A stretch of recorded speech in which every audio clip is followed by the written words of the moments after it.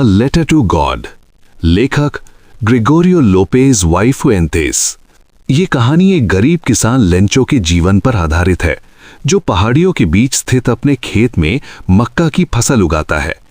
उसे अपनी फसल से बहुत उम्मीदें होती हैं, क्योंकि उसी पर उसके पूरे परिवार की जीविका निर्भर करती है।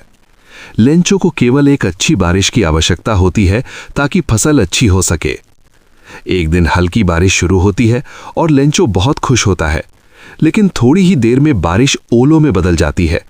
बड़े बड़े ओले गिरने लगते हैं और पूरी फसल कुछ ही समय में नष्ट हो जाती है। खेत सफेद चादर की तरह दिखने लगता है। लेंचो और उसका परिवार पूरी तरह निराश हो जाते हैं, क्योंकि उनके पास खाने तक के लिए कुछ नहीं बचता। हालांकि लेंचो का भगवान पर अटूट विश्वास होता है। उसे पूरा भरोसा होता है कि भगवान उसकी मदद जरूर करेंगे।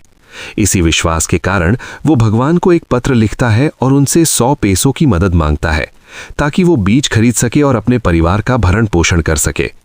वो पत्र पोस्ट ऑफिस में जाकर भेज देता है। पोस्ट ऑफिस के कर्मचारी और पोस्ट मास्टर जब ये पत्र पढ़ते हैं तो पहले हंसते हैं, लेकिन बाद में लेंचो की सच्ची आस्था से बहुत प्रभावित होते हैं। पोस्टमास्टर उसकी मदद करने का निश्चय करता है। वो अपने सहकर्मियों और दोस्तों से पैसे इकट्ठा करता है और कुल 70 पेसों जमा कर पाता है। वो ये रकम भगवान के नाम से लेंचो को भेज देता है। जब लेंचो पैसे प्राप्त करता है तो वो उन्हें गिनता है और देखता है कि पूरे 100 पेसों नहीं है। वो बिल्कुल भी आश्चर्यचकित नहीं होता कि भगवान ने पैसे भेजे हैं, लेकिन वो ये मान लेता है कि डाकघर के कर्मचारियों ने 30 पेसों चुरा लिए हैं।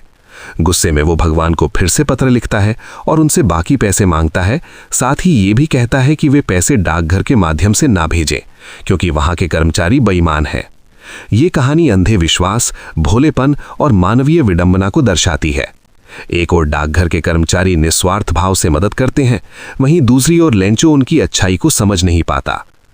मुख्य संदेश: सच्चा विश्वास महान होता है, लेकिन अंधा विश्वास और संकीर्ण सोच मनुष्य को सच्चाई से दूर कर सकती है।